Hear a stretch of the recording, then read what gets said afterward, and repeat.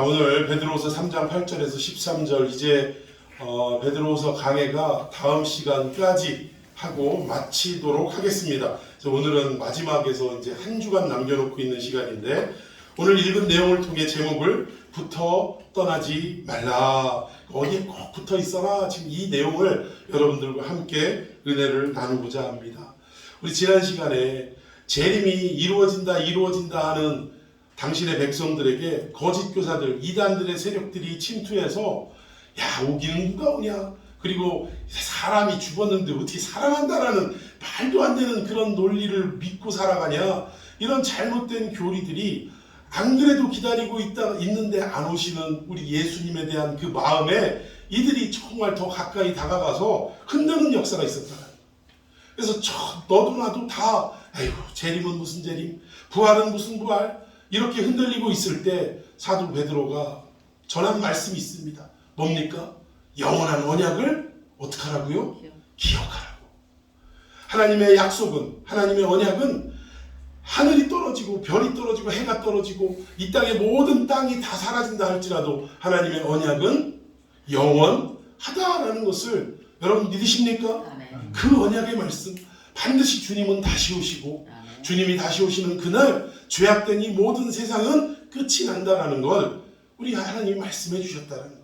그 영원한 언약을 붙잡고 흔들리지 말고 이단의 사상에 넘어가지 말고 이 언약만을 기억하고 붙잡아라. 그 내용을 말씀드렸는데, 자, 오늘도 계속해서 마지막 때의 이 긴박성, 그러니까 주님이 곧 다시 오신다라는 그 당시의 어떤 분위기와 베드로 역시 곧 임하신다라는 말씀을 하는데, 그 당시 성도들이 곧 임한다라는 시간과 베드로가 곧 임한다라는 이 곳의 차이가 분명히 있었다는 거예요. 그래서 그 내용에 대해서 오늘 설명하면서 도대체 무엇을 우리가 준비하며 예수님의 재림을 기다려야 할 것인지 오늘 내용을 통해 하나씩 살펴보도록 하겠습니다. 자, 우리 먼저 8절 말씀, 사랑하는 자들아 죽게는 하루가 천년 같고 천년이 하루 같다는 이 한 가지를 잊지 말라. 여러분, 우리 하나님께는 하루가 천년 같고 천년이 하루 같은 분임을 여러분 믿으시기 바랍니다. 즉 우리 하나님은요, 시간의 개념이 있는 분이에요, 없는 분이에요? 시간이라는 어떤 개념이 우리 하나님께 뭐 어떻게 제한할 수 있는 그런 게 아니라는 거예요. 더 확실하게 말하면 여러분, 우리 시간이라는 것이 어떻게 매겨지냐면 해가 떠올라서 해가 지고 다시 그 다음날 해가 뜨는 이 시간까지가 만 24시간입니다. 그걸 나눠가지고 24시간으로 나눠서 우리는 그 시간 속에 살아가고 있다는 거예요. 그런데 여러분, 결국 하나님께서 하늘을 만드시고 해와 달과 별을 만드시고 모든 만물, 보이는 것과 보이지 않는 것을 만드셨다면, 그렇다면 결국은 해, 달, 별 뭐 이런 것들로 인해서 시간이 생긴 건데 이 시간조차 누가 창조하신 거예요? 하나님이 창조하셨다는 것입니다. 시간을 창조하신 분이 시간에 얽매여서 살아갈 수 있겠냐 이거예요. 그런데 문제는 우리들은 그렇지 않다라는 거죠. 우리는 물리적인 시간 속에 갇혀서 살아갈 수밖에 없는 존재라는 거예요. 그래서 우리 하나님이 이제 예수님이 곧 온다라고 재림에 대한 임박성에 대해서 말씀해 주시고 떠나갔는데, 이 성도들은 곧 오신다고 했으니까 오늘 오시려나 아니면 내일 오시려나 기다리는데 재림에 어떠한 움직임이 있습니까? 없습니까? 없는 거예요. 왜 이렇게 더디 오시나? 근데 이게 더디 오신다라고 생각하는 게 어떠한 마음이냐면 그때 당시에 초대교회 성도들의 삶이 녹록지 않았다라는 걸 얘기하는 거예요. 우리가 주님의 재림을 빨리 오셨으면 좋겠다라고 고대하는 사람들의 심령을 보면 이 땅에 소망이 없는 사람들이 대부분입니다. 죽으면 썩을 육신, 뭐 이래나 저래나 얼씨구 좋다 차차차 노는 사람들은 재림에 대한 긴박성이나 기다림이 전혀 없다는 거예요. 이 땅에 소망도 없고 이 땅에 정말 우리가 기대할 수도 바라볼 수도 없는 삶이다라는 것을 깨달은 사람들은 어서속히 주님이 오셔서 이 세상을 끝내고 새하늘과 새 땅의 삶으로 들어가기를 소원한다라는 것입니다. 근데 이때 당시에 성도들이 주님의 재림이 왜 이렇게 더디 오시냐라고 느꼈다는 건 그때 당시의 삶이 그리스도인으로 살아간다라는 것이 만만치 않았던 시대라는 거예요. 로마의 핍박이 있었죠. 유대인들의 공격이 있었죠. 주변 이단들이 어떻게 하면 이 그리스도의 복음을 무너뜨릴 것인가 쳐들어오고 공격해오는 일들이 있었다는 것입니다. 성도들이 그 믿음을 붙잡고 살아가기가 정말로 어려운 시대였다는 거예요.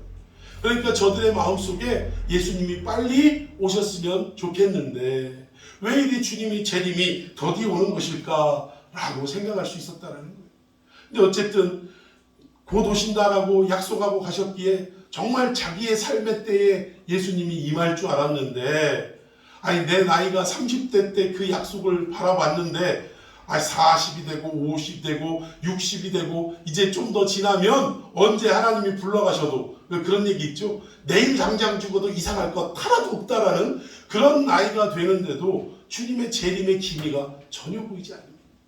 그러니까 교회 안에서 술렁거리기 시작했다라는 것입니다. 그런데 여러분, 분명한 것은 우리가 기다리고 우리가 손꼽아 헤아리는 것은 물리적 개념의 시간이라는 거예요. 헬라어로 크로노스의 시간이라 크로노스라고 하는데, 이 크로노스는 우리가 이 살아가는 이 땅의 시간을 말하는 것입니다. 그런데 하나님은 이 시간 안에서 역사할 때도 있지만, 그러나 이 시간을 뛰어넘어 하나님의 때가 또 있다는 거예요. 그걸 카이노스라고 합니다. 카이노스의 때에 하나님은 역사하시기도 하더라는 거예요. 근데 우리는 크로노스의 개념, 물리적 시간에만 사로잡혀서 왜 안 오시나 라고 기다리지만, 오늘 이 말씀을 보니까 우리 하나님의 시간은 어떤 시간이냐? 하루가 몇 년 같기도 하다고요? 1000년 같기도 하다는 거예요. 그리고 1000년이 반대로 1000년이 하루 같은, 결국 어떤 젊은이가 2000년 전에 십자가에 죽으신 예수님이 오늘 이 시대에 나하고 무슨 연관이 있습니까? 라고 물어보는 청년들이 있어요. 그도 그럴 것이, 아니 2000년 전에 죽으신 분이 오늘 2000년 후에 우리의 삶에 생명을 준다라는 것이 납득이 돼야 안 돼요. 납득이 안 되는 거죠. 근데 여러분, 이것이 우리가 이 크로노스, 물리적인 시간 속에서 생각하면 2000년이지만 하나님은 이 시간에 의미가 없는 분이에요. 역사적으로는 2000년 전에 십자가에 달려 죽으셨지만 그 십자가의 죽으심은 과거의 사람들조차 용서하는 힘이 있고 구원하는 힘이 있고 먼 미래의 우리들에게도 용서하고 구원하는 힘이 있는 줄을 믿으시기를 바랍니다. 이게 예수 그리스도의 능력인 동시에 하나님의 시간 개념이라는 거예요. 그래서 하루가 1000년 같고 1000년이 하루 같다라고 설명을 하고 있는 것입니다. 베드로만 이 설명을 한 것이 아니라 일찌감치 구약시대에 이스라엘 백성들을 출애굽을 시켰던 지도자 모세도 이걸 깨달았다는 거예요. 좀 시간이 좀 많이 가겠지만 우리 시편 90편 모세의 시를 한번 교독해 보도록 하겠습니다. 자, 90편 1절, 주여 주는 대대 우리의 거처가 되셨나이다. 2절, 산이 생기기 전에 땅과 세계도 주께서 조성하시기 전 곧 영원부터 영원까지 주는 하나님이시니이다. 아멘. 이 말이 무슨 말이냐면 이 땅의 모든 것을 하나님이 창조하셨고 시간이라는 것은 창조 이후에 생긴 것인데 하나님은 이 모든 창조 이전부터 영원부터 계신 분이다. 그리고 영원까지 계신 분이다 라고 모세는 설명하고 있다는 거예요. 하나님은 시간의 개념이 없는 분이다 이 얘기예요. 시간 개념이 없다는 거지 시간 관념이 없다는 얘기 아닙니다. 약속 안 지키는 사람이 괜히 이 얘기 듣고 와서 아이 우리 하나님도 시간 개념이 없는데 뭐 나 좀 늦어도 되지 뭐 이렇게 오해하시면 안 된다는 거예요. 하나님은 시간을 초월하신 분이다 이 말씀을 드리는 것입니다. 제가 3절 읽겠습니다. 주께서 사람을 티끌로 돌아가게 하시고 말씀하시기를 너희 인생들은 돌아가라 하셨사오니. 4절, 주의 목전에는 천년이 지나간 어제 같으며 밤의 한순간 같을 뿐입니다. 아멘. 우리한테 시간은 1000년이란 2000년이란 시간은 너무나 오래 걸리는 시간이지만 우리 하나님께는 1000년이 지나간 어제 같대요. 어제 일과 같다 이 얘기입니다. 그리고 더 심하게 밤의 한 순간 같을 뿐이라. 옛날 성경 개역 성경으로는 밤의 한 경점, 점을 찍는 그 타임과 같다는 거예요. 1000년이 그 정도밖에 하나님은 느껴지지 않는 분이라 이 얘기입니다. 결국 이 말 역시 하나님은 시간과 공간을 초월하신 하나님이시다. 이것을 설명하는 것이죠. 자, 5절 제가 또 읽겠습니다. 주께서 그들을 홍수처럼 쓸어가시나이다. 그들은 잠깐 자는 것 같으며 아침에 돋는 풀 같으니이다. 6절, 푸른 아침에 꽃이 피어 자라다가 저녁에는 시들어 마르나이다. 우리는 주의 노예에 소멸되며 주의 분내심에 놀라나이다. 주께서 우리의 죄악을 주의 앞에 놓으시며 우리의 은밀한 죄를 주의 얼굴빛 가운데 두셨사오니 우리의 모든 날이 주의 분원 중에 지나가며 우리의 평생이 순식간에 다하였나이다. 우리의 연수가 70이요 강건하면 80이라도 그 연수의 자랑은 수고와 슬픔뿐이요 신속히 가니 우리가 날아가나이다. 예, 인생 70이요 강건하면 80이라 고백한 사람이 바로 모세입니다. 그런데 자기가 살아봤더니 인간의 모든 삶은 수고와 슬픔밖에 없더라는 거예요. 그리고 신속히 지나간다고 합니다. 우리의 삶이 영원할 것 같이 여겨지고 또 오해하고 그리고 이 땅에서의 삶을 어떻게든 미련을 갖고 붙잡으려고 하는 이 땅에서의 성공만을 생각하고 살아가려고 하는 우리들이지만 하나님께서 바라보는 관점에서 이 땅의 모든 시간은 신속히 간다는 거예요. 눈 깜빡할 새 여러분 아시죠? 우리의 인생이 그렇게 긴 것 같지만 눈 깜빡할 새 정도밖에 되지 않는다는 것입니다. 자, 11절에 누가 주의 노여움의 능력을 알며 누가 주의 진노의 두려움을 알리이까? 12절 우리에게 우리 날 대수함을 가르치사 지혜로운 마음을 얻게 하소서. 좀 건너뛰어서 16절 다 같이 읽습니다. 시작. 주께서 행하신 일을 주의 종들에게 나타내시며 주의 영광을 그들의 자손에게 나타내소서. 아멘. 모세도 설명하는 내용이 그거예요. 우리가 처해 있는 이 시간의 개념과 하나님이 운행하시는 시간의 개념과는 차이가 있다.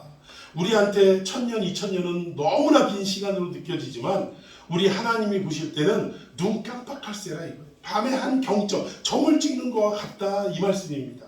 쭉 이 내용을 설명하는데 베드로는 이 모세의 글과 또 깨달은 내용들을 통해서 재림의 임박성을 가지고 기다리는 성도들에게 왜 이렇게 더디 오는가 이런 마음을 가질 때 너희들의 시간과 하나님이 약속하신 시간과의 차이점이 있다라는 것을 지금 설명해 주고 있다라는 거죠.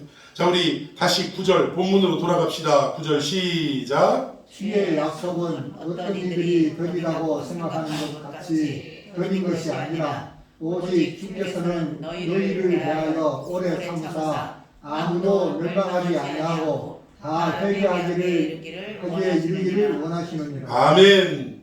자, 왜 예수님의 재림이 더디 느껴질까? 이 두 가지의 내용을 여기서 말씀하고 있는데 첫 번째는 여기 하나님의 본심이 드러나 있어요. 왜 이렇게 우리가 하나님 재림이 다시 오기를 어서속히 오기를 기다리는데 왜 자꾸 이렇게 더디게 느껴지도록 안 오시는 것인가? 하나님의 본심이 뭐냐면 첫째는 하나님의 택한 모든 백성이 다 구원받기를 원하시더라고요. 아직 구원받는 백성의 수가 찼어요? 안 찼어요?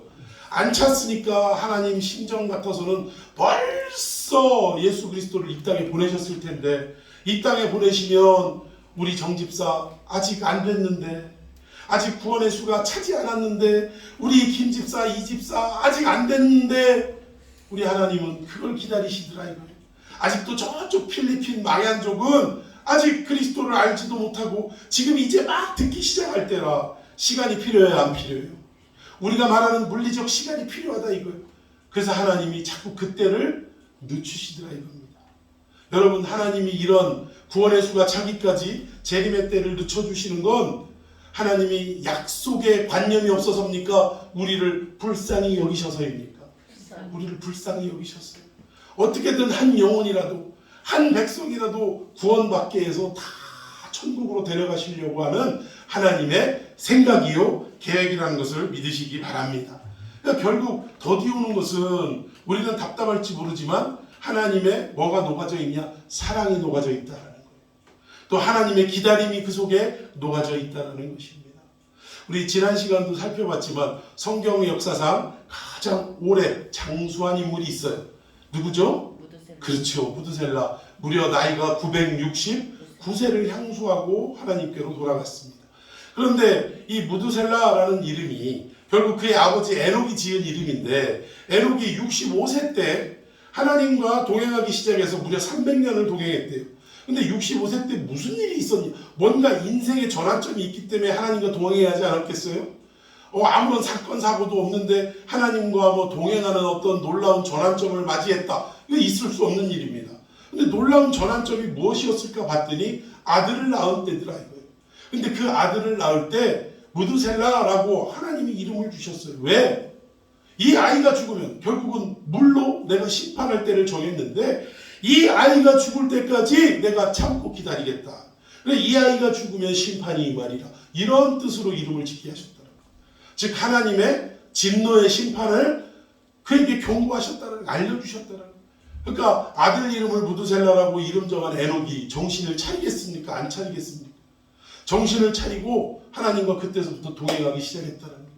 여러분, 지난 시간에도 제가 동행에 대해서 말씀드렸는데, 동행은 어떤 개념이냐? 오늘이 내 인생의 마지막 날이라고 여기며 살아가는 태도가 동행이라는 거예요.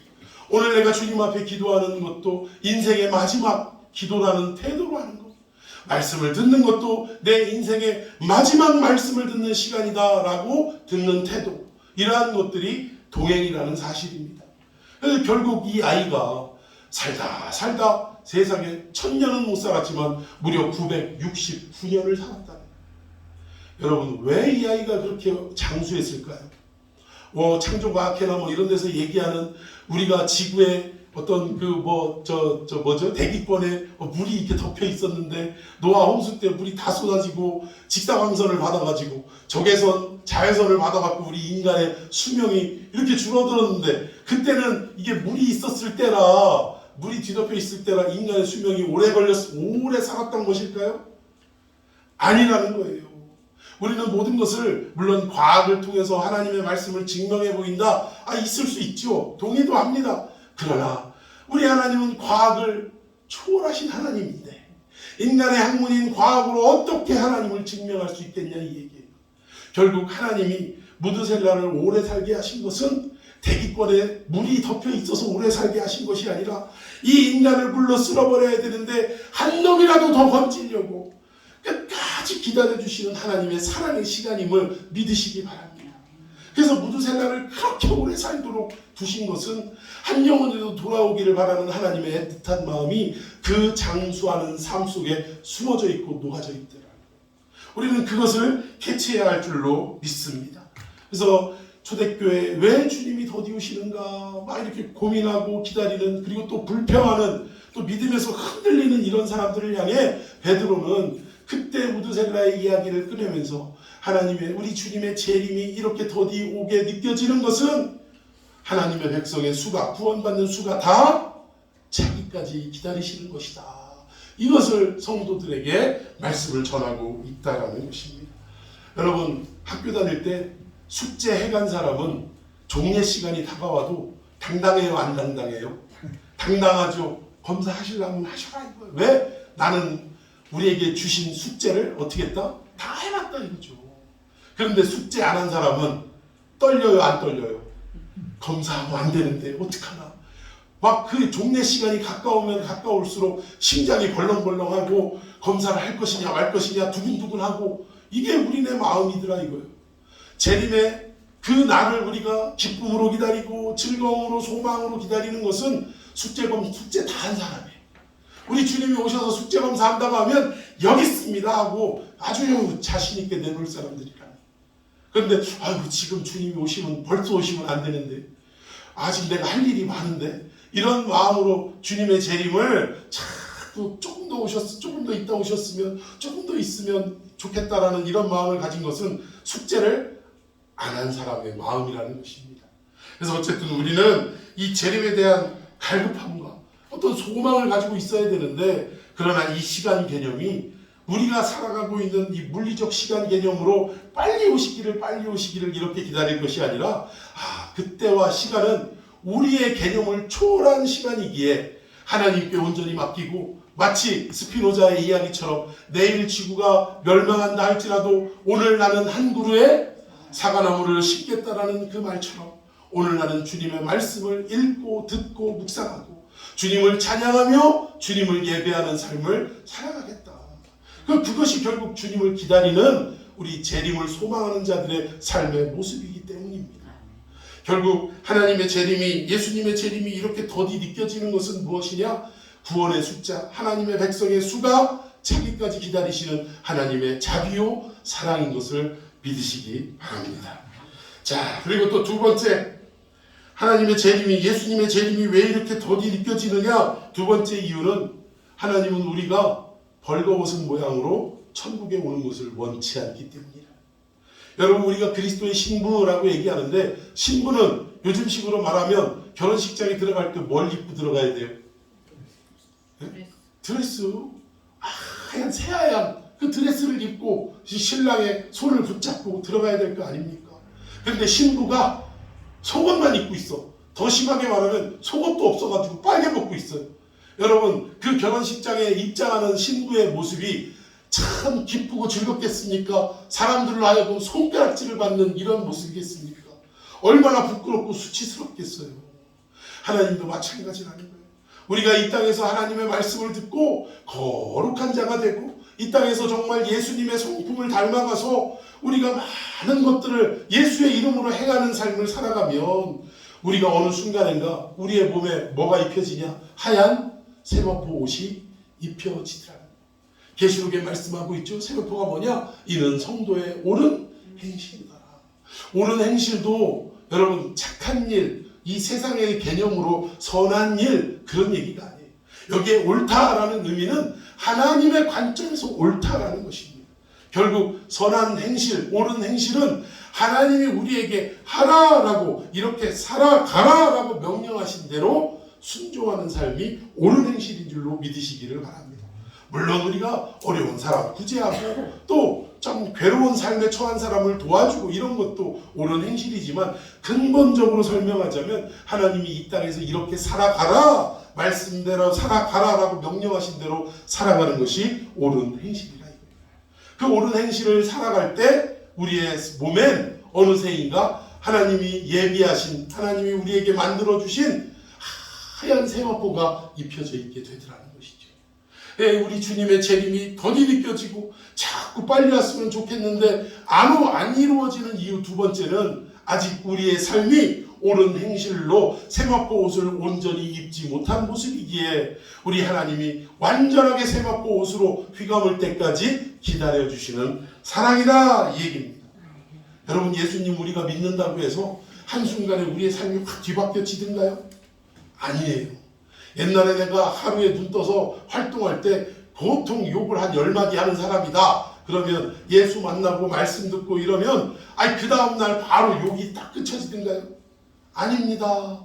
10마디 하던 욕이 7마디, 8마디로 줄어들고 또 계속 말씀 안에 살아가다 보면 이제 그마저도 점점 줄어들어서 결국 말이라도 우리가 세상에 쓸데없는 말 따라하지 아니하고 말도 입술도 거룩하게 지키는 삶으로 변화되게 돼 있더라는 거예요. 즉 우리가 벌거벗은 몸에서 세마포를 입기까지는 우리가 살아가는 이 역사의 시간이 필요해요, 안 필요해요? 필요한 거예요. 오늘 내가 은혜 받아도 하나님 말씀으로 정말 다시 한번 깨지고 인생을 살아가다 또 무너지고 또 하나님 나 왜 이거밖에 안 되는지 자기 자신의 실력을 깨닫고 하나님 앞에 전적으로 매달리는 삶을 반복하면서 어느 순간인가 내가 그리스도를 점점 닮아가고 있음을 스스로도 깨닫게 되더라는 거죠. 우리 주님은, 우리 하나님은 이것을 위해서 진작 오실 수도 있는데 그 재림의 시간을 조금씩 늦추고 계신다는 사실입니다. 하나님의 이 시간을 유보하시는 것은 결국 누구를 위함이냐? 우리를 온전히 구원하시기 위함이라는 거예요. 결국 우리 때문이라는 거예요. 하나님 생각 같아서는 아마 2000년 전에 예수님 십자가 지시고 승천하신 이후에 아마 한 달 뒤에 그냥 바로 재림을 이루고 싶었을 게 하나님의 마음일지도 몰라요. 그럼에도 불구하고 2000년이 지난 이 시간까지 재림이 이루어지지 않고 있는 것은 누구 한 사람 더 살리기 위함이냐? 나 한 사람 더 살리기 위함이고 나 한 사람 더 거룩한 세마포 옷을 입게 만들기 위함인 하나님의 사랑의 기다림인 것을 믿으시기 바랍니다.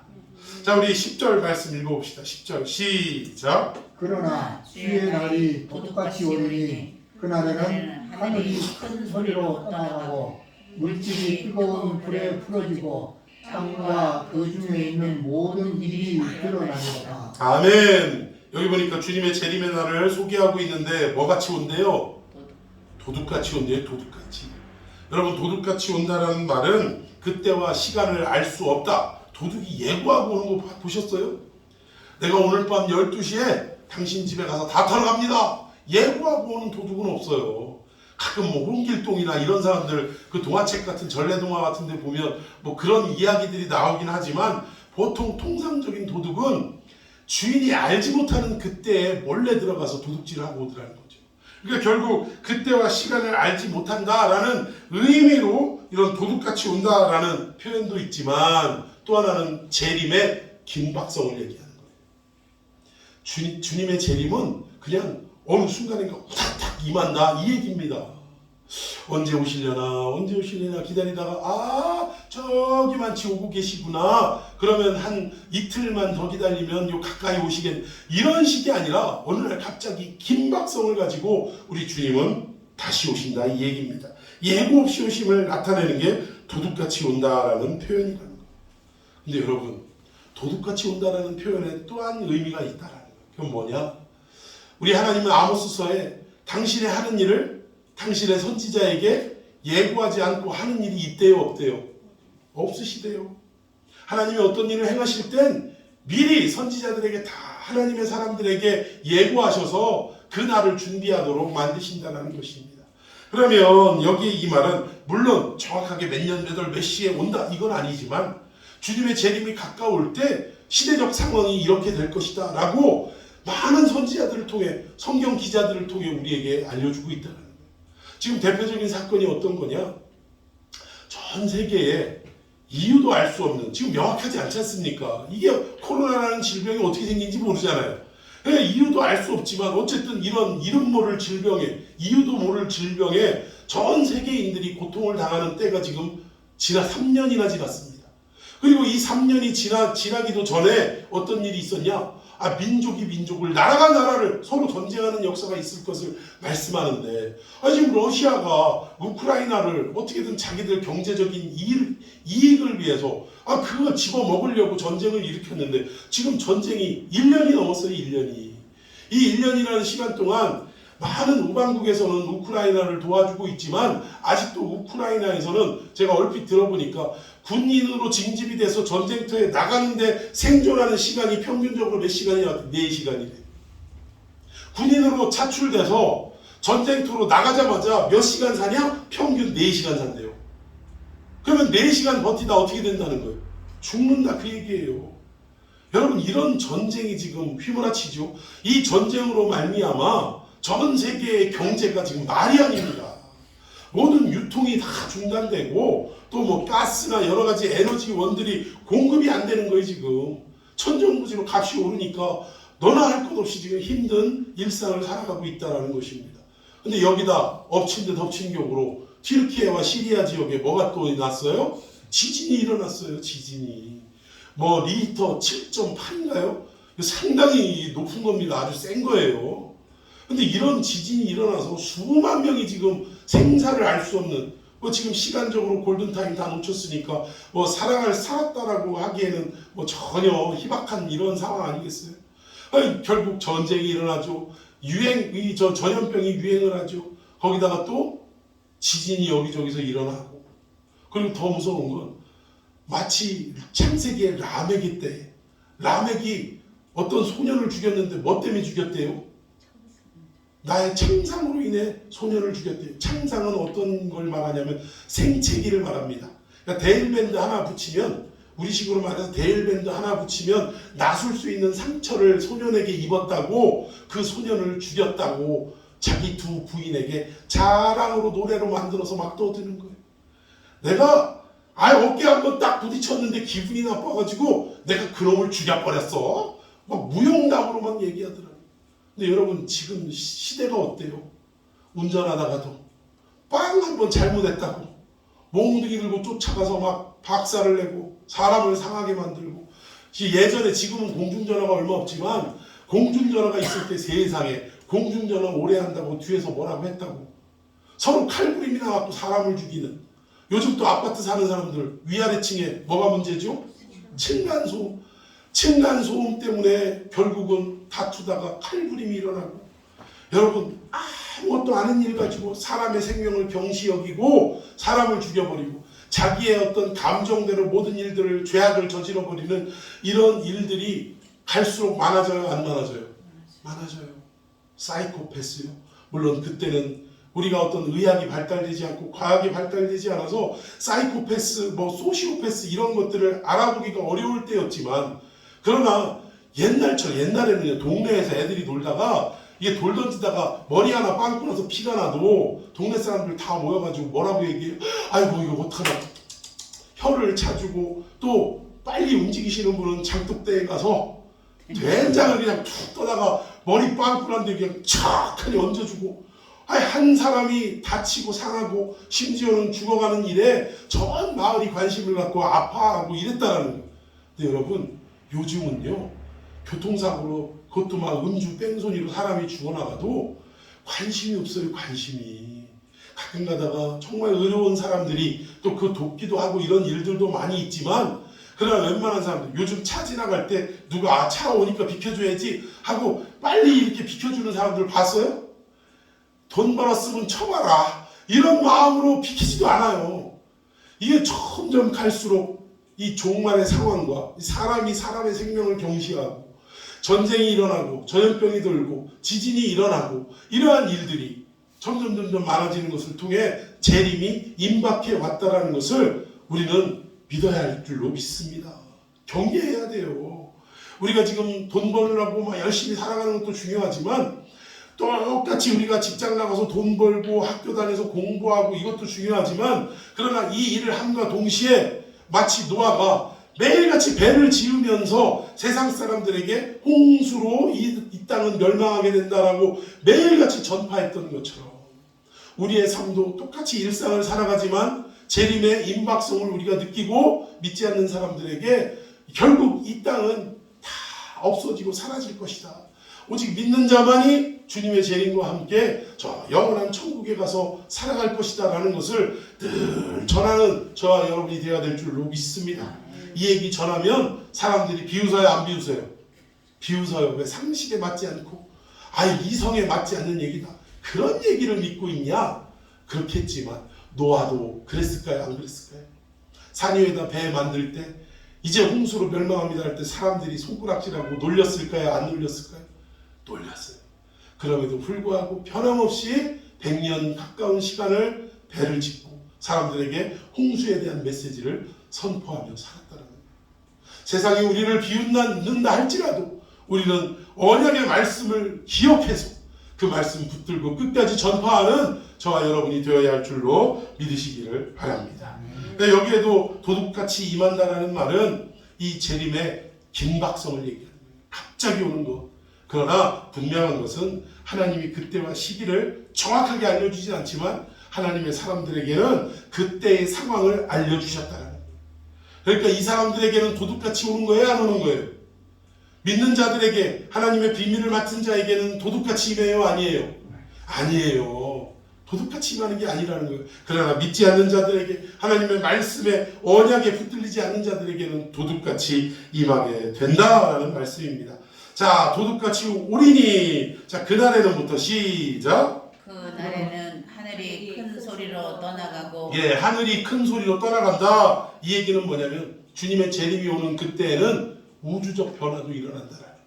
하나님이 만드신 저 우주도, 이 태양계도, 더 나아가 우리가 헤아릴 수 없는 모든 큰 우주도 결국 하나님의 창조물이라는 거예요. 그런데 주님의 재림과 함께 이 땅에 이 세계에 만들어진 모든 것들은 다 끝이 나는 거예요, 아니라는 거예요? 끝이 나는 거예요. 하나님이 새롭게 창조하시는 새하늘과 새 땅이 우리에게 예비되어 있음을 말하는 것입니다. 모든 타락한 피조세계가 다 사라지게 된다라는 거예요. 그리고 그 위에 새로운 질서와 새로운 창조가 일어난다라는 것입니다. 여러분 믿으십니까? 우리가 그걸 소망하며 살아가는 거예요. 이 땅 하루하루 살아가는 게 어찌나 지겨운지. 그러나 분명한 것은 이런 거 있습니다. 대부분 보면 이 인생에 도피하고 싶은 사람들이 뭐라고 하냐면, 그냥 북한이 그냥 확 쳐들어와서 이 땅에 뭐가 생겼으면 좋겠대. 전쟁이나 그냥 확 터져버렸으면 좋겠네. 이 얘기는 뭐냐면 지금 살아가는 내 삶이 너무나 괴롭고 힘드니까 이래도 힘들고 저래도 힘들 것 같으면 어떻게든 뭐 전쟁이라도 하면 살아갈 방법이라도 있지 않겠냐. 심하게 더 자세하게 말하면 빚져가지고 맨날 독촉받는 사람이 아유 이게 갚을 방법이 없네. 근데 전쟁이라도 터지면 빚 갚으라는 얘기 해요 안 해요? 이런 식으로 예수님의 재림도 새하늘과 새 땅도 이렇게 지금 내가 하루하루 살아가기가 너무 버거운데 주님 빨리 오셨으면 좋겠네. 그런 의미가 돼서는 안 된다는 거예요. 이 땅에 소망이 없음을, 예수가 아니면 더 희망을 가질 일들이 없음을 깨달은 자가 그래서 우리에겐 누가 필요하다는 거예요? 예수가 필요하다. 그래서 주님 어서 오시옵소서 마라나타를 외치는 그러한 마음으로 재림을 소망해야지, 이 땅에서 파묻혀가지고 이 땅의 일로 인해서 살아갈 어떤 소망이 없다고 재림이 왔으면 좋겠다. 이거는 잘못된 거라는 것입니다. 가끔 보면 아이고 나는 재림이 좀 빨리 왔으면 좋겠어, 내일 당장 왔으면 좋겠어 라고 말하시는 뭐 권사님들이나 집사님들 여러 봤어요. 그런데 그분들의 삶을 가만히 들여다보면 지금 내일 당장 빨리 왔으면 좋겠다고 하지만 내일 당장 오시면 그분들 빨개 벗고 지금 들어갈 판이요. 그것도 모르고 그냥 내 삶이 힘드니까 재림으로 그냥 어떻게든 해결해 보려고 하시는 이런 움직임은 있어서는 안 된다는 것입니다. 그러니까 하늘이 큰 소리로 떠나간다. 이 땅의 모든 창조물들, 이 피조 세계가 다 없어지고 새하늘과 새 땅이 생길 것을 말씀하는 것이고, 자, 두 번째는 물질이 뜨거운 불에 어떻게 된대요? 풀어진다. 이 말은 뭐냐면 불이라는 것은 항상 성경에 이 재련하는 것을 의미하는데, 이 재련을 하는 것은 첫 번째 어떤 의미가 있어요? 금속의 불순물을 제거하는 일을 하고 있더라는 거예요. 그러니까 순수함만 남게 하기 위해서 불순물을 다 빠져나갈 때 뭐가 필요하냐? 불이 필요하다라는 거예요. 불의 연단이 그래서 필요하다라는 것입니다. 그래서 불순물에게는 어떤 금속이 있을 때 불의 연단이 찾아오면 불순물에게는 이 불이 뭐가 되냐? 시련이 되고 아픔이 되는 거예요. 그런데 남아있을 이 금에게는 뭐가 되냐? 은총의 디딤돌이 되는 줄로 믿으시기를 바랍니다. 그렇다라는 거죠. 상대성이 있는 거예요. 그리고 땅과 그 중에 있는 모든 일이 드러나리로다. 이거는 단순히 너 잘했냐 잘못했냐 일거수일투족이 다 드러난다 이 말이 아니라, 결국 그때가 되면 영원한 것과 이 땅에 잠시 있다 사라질 것이 분명하게 갈라지고 드러나고 나타난다 이 얘기입니다. 여러분, 이 땅에서 그리스도인이라고 자청하는 수많은 사람들이 있고, 뭐 하나님이 보내주신 세워주신 목사라는 사람들도 여러 부류가 있습니다.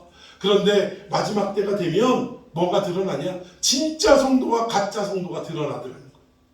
지금도 코로나라는 어떤 이런 위기 앞에 진짜 성도와 가짜 성도가 100%는 아니지만 어느 정도 그의 믿음관이 나타나고 드러나더라 이거죠. 끝까지 현장 예배를 고수하고, 물론 이제 코로나에 감염이 되면 현장 예배 나오면 안 되죠. 그러나 그러기 전까지는 어땠어요? 현장 예배를 고수하고 지키며 하나님 앞에 너희들은 나와서 내게 보이라 라고 말씀하신 대로 나와서 예배했다는 거예요. 그런데 많은 성도들이 어떻게 됐냐? 지금 코로나요? 집에 겁을 먹고 교회 안에 무슨 일이 생긴 것도 아닌데 교회를 안 나가고 인터넷으로 예배 드려야지 이거면 됐지 이러다가 지금 코로나가 어느 정도 해제가 됐는데 현장으로 다시 복귀가 돼야 되는데 복귀가 안 되고 있다 이 말입니다. 결국 그들은 육신이 편한 대로 예배도 드리고 싶은 거예요. 내가 편한 대로 하나님을 믿고 싶은 것입니다. 하나님이 이렇게 하라라고 명하신 대로 내가 믿는 것이 아니라 그냥 내 편리주의로 그렇게 예배하고 하나님을 섬기는 신앙생활을 하고 있다는 거예요. 결국 진짜와 가짜가 드러나고 영원한 것과 잠시 있다 사라질 것들이 낱낱이 드러날 때가 온다 이겁니다. 여러분, 똑같이 우리가 직장 생활을 해도 사업을 해도 밥 세 끼 먹기 위해서 일을 하는 사람과 영원한 하나님의 복음을 위해 직장에 나가는 사람과는 겉으로 볼 때는 차이가 나요 안 나요? 안 납니다. 그러나 마지막 때는 이게 다 드러난다 이 얘기예요. 영원한 것과 잠시 있다 사라질 것들이 다 드러난다는 것입니다. 그래서 이 마지막 재림을 우리가 소망하고 기다리는 우리들은 어떠한 삶을 살아가야 하냐? 결론의 말씀으로 신명기 4장 4절을 다 같이 읽도록 하겠습니다. 시작. 오직 너희의 하나님 여호와께부터 떠나지 않는 너희는 오늘까지 다 생존하였느니라. 아멘. 여러분, 마지막 결론의 말씀은 뭐냐? 우리가 이렇게 사건 사고 많고 정말 하루하루 살아가기가 어렵고 주님의 재림만이 소망이고 정답이다라고 생각되는 이때이지만 단순히 주님만 오셔서 해결될 일이 아니라 우리가 이 땅에서 주님 오시기까지 어떠한 자세로 살아가야 할 것이냐, 여기에도 초점을 맞춰야 되는데 어떤 자세로 살아가야 되냐, 오늘 제목이 바로 신명기 4장 4절 말씀에서 나온 거예요. 너희는 하나님 여호와께 어떻게 하라? 붙어 떠나지 말라. 이것이 우리가 살아가는 삶의 정답이요 모범 답안인 줄로 믿으시기를 바랍니다. 여러분, 가장 우리가 경건하고 의로운 행실을 살아간다라는 것도 결국 우리가 어떤 행동을 한다 이 개념보다는 하나님께 붙어 있으면 그러면 우리는 자연스럽게 예수 닮아가는 삶을 살아가게 될 줄로 믿습니다. 여러분, 우리 열매 맺으려고 애를 쓰고 노력하고 수고합니다. 그래서 막 열매 맺기 운동하고 막 이래요. 근데 여러분, 요한복음 15장의 포도나무 비유를 통해 우리가 알 수 있는 것은 예수님은 포도나무요, 내 아버지는 농부시라. 그런데 결국은 포도나무 열매를 맺으려면 가지가 어디에 붙어 있기만 하면, 나무에 붙어 있기만 하면 열매는 절로 맺게 된다 이거예요.